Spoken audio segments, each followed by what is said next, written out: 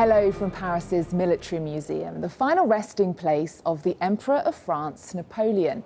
More than 200 years after his reign, his life remains a huge source of fascination.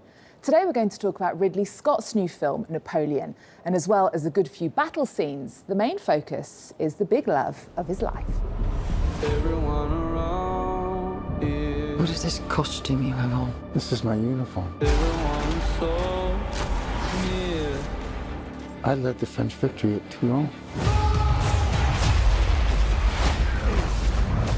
What is your name? Napoleon. Has the course of my life just changed? Napoleon. After Alien, Gladiator and Thelma and Louise, Ridley Scott brings us Napoleon for a budget of $200 million. I love that such a talented director has made a film about the most iconic figure in French history. I'm delighted. One of the greatest military minds of that era that we know of. And iconic. There's something about him that fascinated me in that how could a man like this, who's on his way to take Moscow, to take Russia, be obsessed with what his wife is doing back in Paris. The new film follows on from French star Christian Clavier in 2002 as Napoleon in a TV series. In 1982, French singer Serge Lama played the Emperor on stage. And Abel Gance directed a 5-hour-long film in the silent era in 1927. Even Marlon Brando had a go.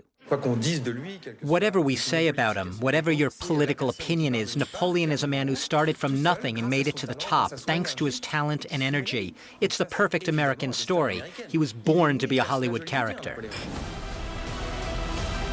In Ridley Scott's version, it's the battle scenes that are the most breathtaking. You do it all in one go. So you do, for instance, Waterloo was 7 days. And then you got the visual effects. Because I never had more than 100 horses in the field.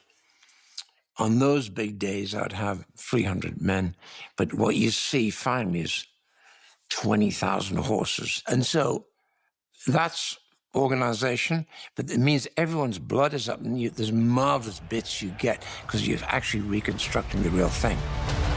This vermin has held the world hostage with his egotism and his lack of simple good manners. Oscar-winning Joaquin Phoenix is in the title role, and Vanessa Kirby is his Josephine. Joaquin is very interesting physically, you know.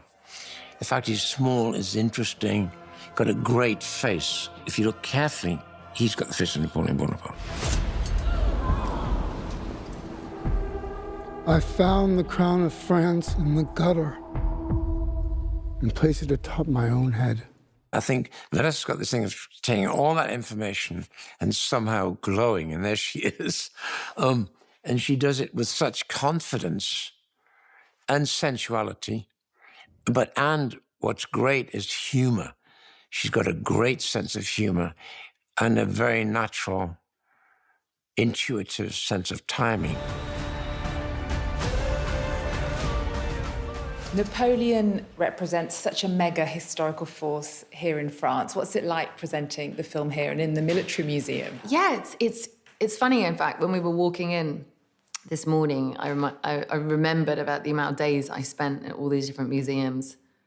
So I always love doing things that kind of scare me, and this definitely did, just because of the sort of magnitude of the history. And I don't know, just it's so famous and it's so part of French history. Knowing that we were taking that on, and that I'm British, it was just, I felt like it was an honor, and I had to try and, you know, just do as much and learn as much about it as possible to feel like I even had a hope of trying to understand who she was and who they were. And I didn't think we ever fully got to the bottom of it because it's so fascinating and kind of elusive. I'm destined for greatness. But those in power will only see me as a sword. I suggest you take the throne as a king.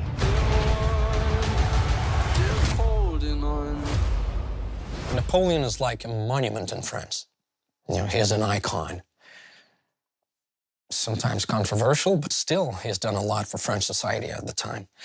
And he brought up the labor code, voting. He's changed many institutions, infrastructures, and monuments too, like the Arc de Triomphe, for instance. French cinema's darling Tahar Rahim plays Paul Barras, a general who helped Napoleon's ascent. We must make an example, or France will fall. He's the first one who noticed the military genius of Napoleon. And he took him under his wing, introduced him to a lot of people, and also to Josephine. History remembers Napoleon as being a brutal and powerful leader. In this film, we see a different side as well as that side. His immense love for Josephine, the character you play. How would you describe their love story? I think Joaquin and I would say, I mean, we always did, we never fully really understood it because it was just so full of so many things. It was intense love and passion and a kind of strange sexuality and chemistry and obsession, especially from him at the beginning. But she wasn't in love with him at the beginning, and she was having this affair with this young, hip man called Hippolyte, who was 23, and she couldn't give it up. And then he found out, and he was, gave her an ultimatum, and then everything switched, and suddenly he was completely had power over her, where she just sort of dominated him before. And I'd never experienced that really in any kind of relationship I'd studied. And yet, despite that, I always felt her core, she had this integrity of being able to survive, because I always thought, why her out of anybody else? She was not a predictable candidate for him at all. She was a widow and she had 2 kids, and she wasn't from a good background and was having many different relationships with people, but he was obsessed with her. And I think, to me, I thought from all the accounts I read, there was something so ephemeral and elusive and enigmatic about her that you could never quite grasp. That I could imagine that you would be obsessed with trying to hold on to, rather than having someone solid or really outwardly clear about who they were, even if they were really sassy. And, you could get a temperature on a person like that. But I could never get a temperature on her from anything that I read. So I figure that that's who she must be. So I think that's why he was obsessed, I think. You want to be great. You are nothing without me. Say it. Here, and we see possibly the last supremely powerful man in France being driven by a woman. Early this year, we saw Jude Law as Henry VIII, with Alicia Vikander as his wife, Catherine Parr, another empowering woman on screen. We also saw in the film Jeanne de Barry. Do you think we're in a period where cinema is re-examining women's role in history? I definitely think so. I just think there's more permission now than ever. There's more female writers, so there's going to be an inherent interest in these female historical characters. And in fact, as you say, there's so many incredible men, explorations or biopics of men with Napoleon, Ferrari, Oppenheimer, Maestro, all these amazing men. And it's our job as women, I think, to go and create those stories that are women, because I have a much deeper interest in that, personally. So it's kind of my job to try and find them and then have their time on screen. I think that's so exciting because you haven't seen it done before. So it's really cool, I think. And of course, it is the second time you play an iconic female figure on screen, talking about Princess Margaret, of course, in The Crown. What sort of reaction do you get after playing such iconic figures? I mean, I do wonder what the reaction is going to be to Josephine, because Margaret was I met people that had worked, for her and with her, and friends of hers, and first-hand accounts, and then a lot of footage and different things that I could, she did a Desert Island Discs. So you have her voice talking about her life and the songs she loved. So you knew what music she liked. And with Josephine, you had the facts, but they were not that in-depth, not nearly compared to all the things you could read about Napoleon. And every account was so different that she was so enigmatic.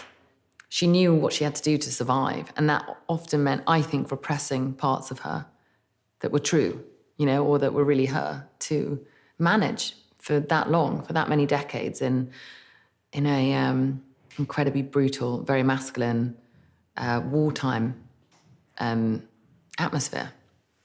And French men have this reputation for being intense and romantic with a high libido. Any thoughts on that? I can ask my French friends tonight about that. I mean, I think that's quite a compliment, isn't it? Intense and romantic. I guess so. I guess, you know, I guess what we as British people would admire in the French and always have is passion and way less reserved from all my friends that I know.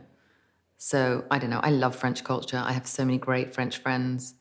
I love French cinema. So I think we were always aware that we were not French ourselves and we were taking on this incredibly French story. So that always felt, we never lost that in mind, you know. Vanessa Kirby, thank you so much. Thank you. Thank you. I'm the first to admit when I make a mistake.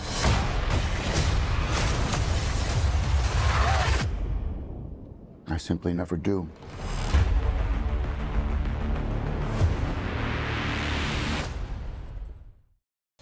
I'm Natalie Savrikas, France 24's Athens correspondent. I'll be bringing you the latest from Greece and Cyprus live here on news and other TV programs. So join me here on France 24.